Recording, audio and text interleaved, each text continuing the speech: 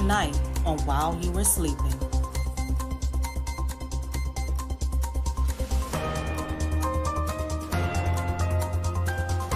The Chinese have a huge presence in Nigeria. Not only do they have a huge presence in Nigeria, but they are aggressively trying to take over. Now, family, I want us to remember, this is how colonization starts.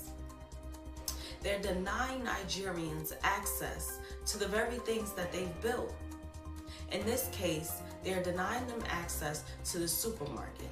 Let's take a look. A Chinese supermarket has been accused of racism against locals in Nigeria's capital, Abuja. Nigerians were outraged after they were denied entry inside the store for not being of Chinese descent. The West African nation's consumer watchdog has now shut down the Chinese market and summoned its owner. Our next report goes into detail. Not a day goes by when China and its behavior don't make the news. This time, Chinese actions have sparked outrage almost 10,000 kilometers away. Residents in Nigeria's capital Abuja are enraged with the way they've been treated. A Chinese supermarket in Nigeria is at the center of controversy. The shop is located in a building run by the Chinese Chamber of Commerce in the Nigerian capital. The Chinese supermarket has been accused of racism by denying entry to African shoppers. After videos of the supermarket's blatant racism against local Nigerians went viral, the West African nation's consumer protection watchdog closed down the Chinese store. Officials of Nigeria's Federal Competition and Consumer Protection Commission locked down the Chinese supermarket until further notice. They also summoned the store's owner for investigation. So how did this instance of Chinese racism against Nigerians in their own country surface? It all started earlier this week. A group of Nigerians went to the Chinese Chamber of Commerce to shop from its supermarket. They were all stopped at the entrance by guards who said that people of only Chinese descent were allowed inside. And then the outcry began. Nigerian authorities have refused to reopen the Chinese supermarket. However, the racist attitude by Chinese towards Nigerians and Africans is nothing new. Reports highlight that Chinese social media is full of anti-African content. And despite calls for controlling racism on Chinese social media, Beijing has done almost nothing about it. Chinese racism came into spotlight even before the COVID-19 pandemic. Africans who were living in China became victims of Chinese racism repeatedly. Over the years, reports of Africans being treated unfairly by the Chinese have become far too frequent. It reached a point where governments had to intervene to douse the flames. And instead of facing the crisis, Beijing called the racism incidents a way to create animosity between China and Africa. I want to say that if there are people who want to seize on an incident to exaggerate matters and sow discord in China's relations with African countries, that this is a doomed, futile effort. China and Africa have weathered many storms, and the cooperation has been successful and win-win. How relations are between China and Africa, and whether or not cooperation is good. African countries and the people of Africa know in their hearts exactly how things stand. China's presence in Africa, particularly in Nigeria, remains massive. There are at least 10,000 Chinese living in Nigeria.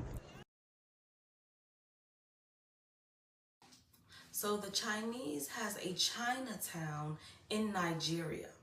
And they built their own prison, their own police station, and their own hospitals in which only the Chinese can be seen.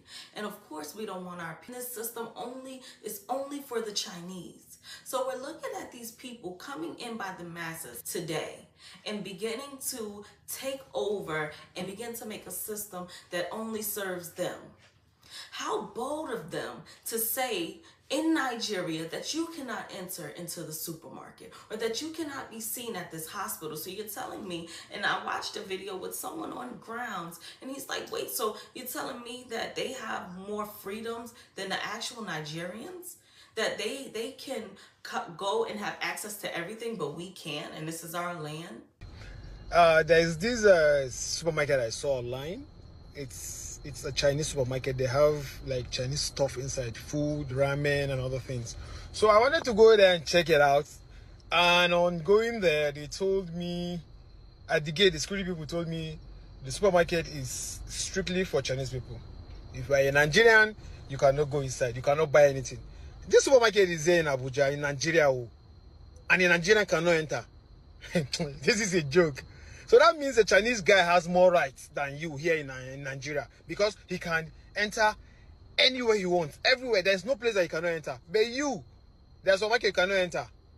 It shocked me. First off, I'm glad that the Nigerians shut it down and they said, no, you won't be doing that here. And I pray that they continue to take that stance, that no, we will not allow that here. This is our territory, and you will not come in and make those type of decisions and make those type of protocols. So I hope that they continue to stand up for themselves.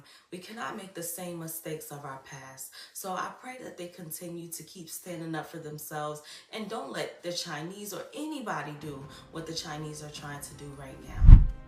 And so this next story is a group of cultureless, ignorant Israeli students who decides to make mockery of an indigenous group of South African kids who actually have a culture, who actually have a way of life, and who precedes their existence. Let's take a look. And what's your name, my man? Anton Popo. And what about you? Fine. Wow. And what's your name? Yeah? Ah. These children are absolutely amazing, beautiful, and they actually have a culture, as you can see. Well, this next clip is of these Israeli students, or fools, shall I say, that decides to mock them. Let's take a look. What's your name? Shumu. What's your name? What's your name? What's your name? What's your name? What's your name? Oh man. What's your name? What's your name? What's your name? What's your name?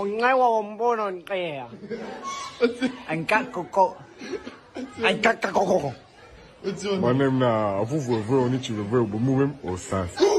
Watching this clip is a reminder that racism is right in our face. Racism is right at our doorstep. For anyone to think that racism is gone and love is love and that everybody is just kumbaya, that's just not the reality.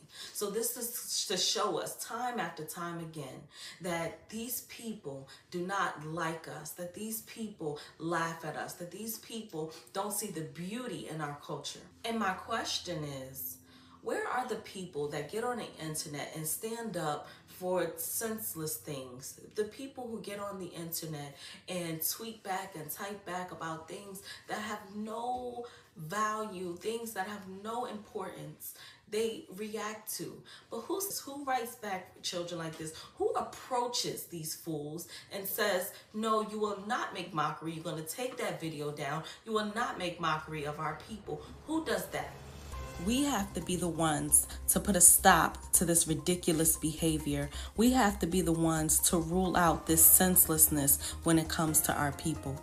So keep speaking up and keep exposing people like this every day, because we need more voices that are going to stand. I just need to know, have you all heard what Gayle King just recently did in her interview with Dawn Stanley? Family, I need us to pay attention to this. Listen to what she said to this black woman.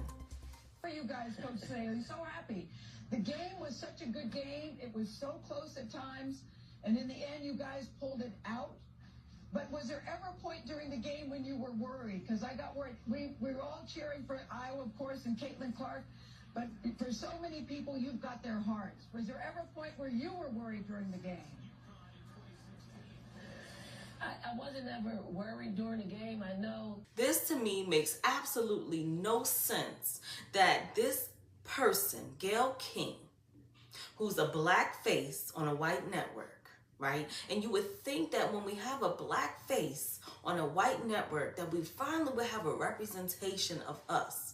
But obviously not with Gayle King. She's just another white person in black skin. But she had the audacity to tell this black coach who just won a historical moment with a black team at the championship, she had the audacity to tell her that we, as in we, like who, number one, who is we, were rooting for Caitlin Clark in Iowa. Who's we? You can't represent us and talk for us. Who is the we that you're referencing? And after she won such a historical moment, after she put in so much hard work, you take that time to tell her that, of course, her words, of course we were rooting for Caitlin Clark in Iowa. As if it was a natural thing for us to do. To root for a losing team. Why would we root for a losing team who hasn't done what any of these black teams have done?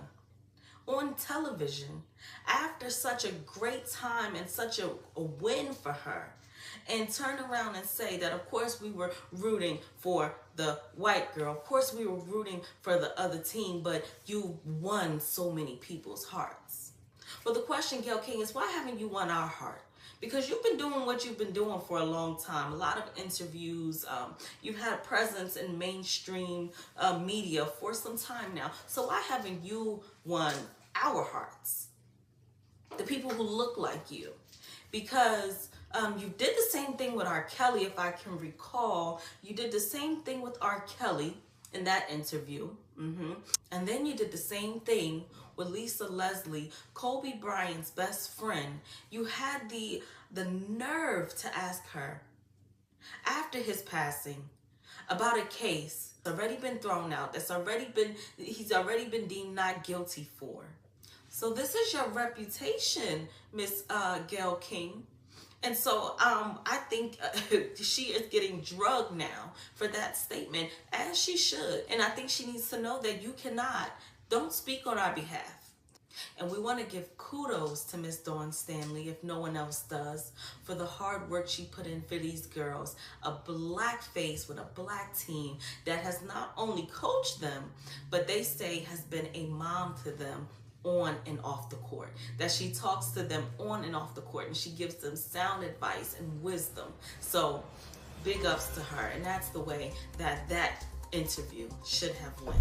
This has been a short news broadcast presented to you by the Cuptic TV and the Vantage Point, the only two stations where you would catch while you were sleeping. Don't forget to like, subscribe, and share with your family and friends. And until next time, you all be blessed.